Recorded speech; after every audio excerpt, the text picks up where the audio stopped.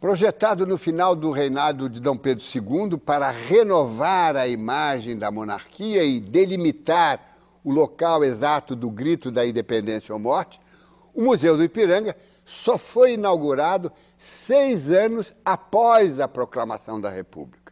Mais um passo definitivo para sacramentar o 7 de setembro.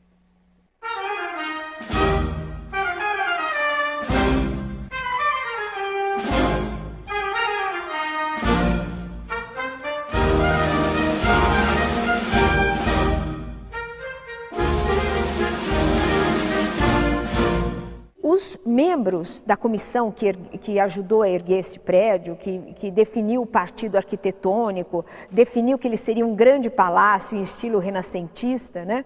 Eles definiram também que não adiantava uma obra em alvenaria. Era preciso que dentro desta obra de alvenaria houvesse um quadro, uma representação imagética, pictórica, que sensibilizasse todas as pessoas que viessem visitar este prédio. A ideia do Pedro Américo é justamente contar com todas as pompas e circunstâncias o momento em que Dom Pedro proclama a separação de Portugal. Como pode ser visto, o quadro tem um movimento, quer dizer, ele não está bem centrado, né? O grupo que Dom Pedro lidera, ele está um pouquinho mais à esquerda, justamente para dar a impressão de uma colina que é cercada por esse grupo muito maior de cavalos e cavaleiros, né, que estão à margem do riacho. Isto é um dado, do ponto de vista da história do país, muito importante, porque pela primeira vez o riacho do Ipiranga aparece. Então, isto significa que nós estamos em solo paulista. Esta é uma forma de consolidar a ligação de São Paulo com o Brasil, como se o berço da nação fosse São Paulo. Todas as figuras que fazem parte da cena, elas estão vestidas com trajes que são típicos trajes de tropeiro, que era uma característica da região. O pintor construiu uma cena inteiramente da sua imaginação. Esses cavaleiros aqui, né? Eles não poderiam nunca estar aqui, porque o uniforme que eles usam é o uniforme da Guarda Imperial. Ora, a Guarda Imperial só surgiu depois da aclamação do Dom Pedro Imperador. E mesmo toda a estrutura topográfica da cena, ele mesmo diz, é uma grande criação.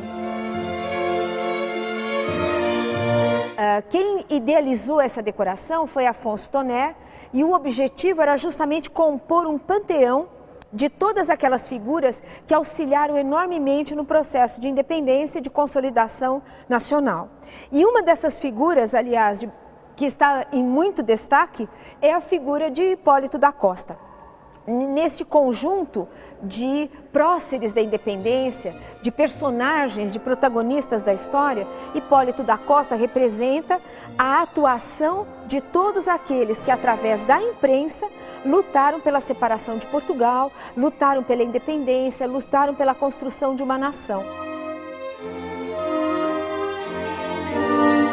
Como é que funcionavam esses 5 jornais que existiam em 22, não é?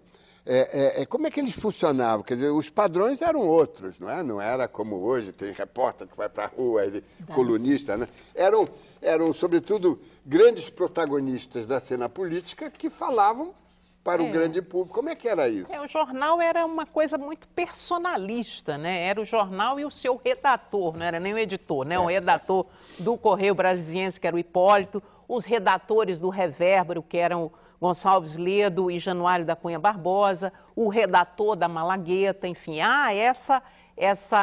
esse personalismo, o sujeito fazia a duras penas, um impresso muito pequeno, do tamanho de uma folha de papel ofício, até menor, né? O Revérbero é o tamanho de um livrinho pequeno, o Correio o tamanho de um livro médio, né? Mas enfim, era uma imprensa muito precária, tanto do ponto de vista técnico quanto da realização. Agora, há uma coisa importante, né, que eu trabalhei na minha tese de doutorado, que é como essa imprensa tão precária foi viva, vibrante, brigada, né? Os insultos impressos são isso, são pessoas debatendo. Mas afirmativa.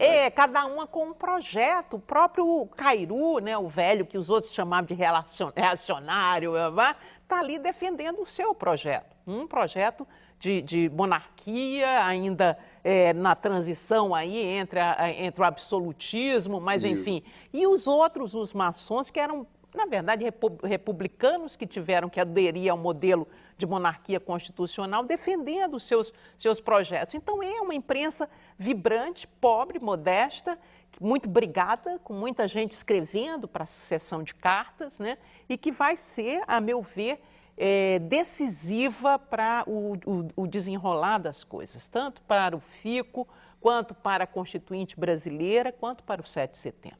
Quer dizer, nós temos, então, finalmente, uma discussão sobre, menos de 200 anos depois, sobre a independência, graças à existência de uma imprensa que foi muito ativa, muito debatedora, né? E que ela, finalmente, ela já tem o seu herói, que é o Hipólito da Costa, o herói nacional, não é? E a partir disso nós podemos realmente retomar a história da imprensa brasileira como uma disciplina ligada à história do Brasil. Chegamos ao fim desta edição e eu quero agradecer muito, mas muito mesmo, a participação das ilustres historiadoras Isabel Lustosa e Lourdes Lira. E lembre-se, acompanhando o Observatório da Imprensa, pela TV, pela internet, pelo rádio, você nunca mais vai ler jornal do mesmo jeito. Uma boa noite.